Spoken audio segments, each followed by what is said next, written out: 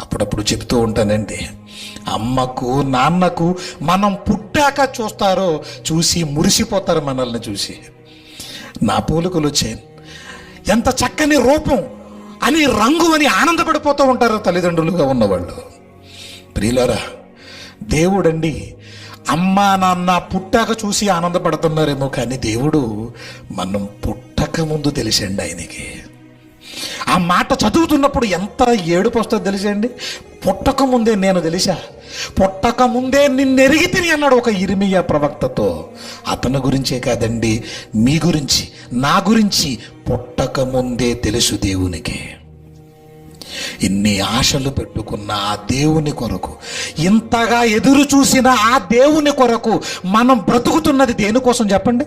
మన ఆరాటం దేనికోసం చెప్పండి? ఎప్పుడు ఎగిరిపోతామో ఒక్కసారి మనసు పెట్టి ఆలోచించుకోండి ప్రియులారా.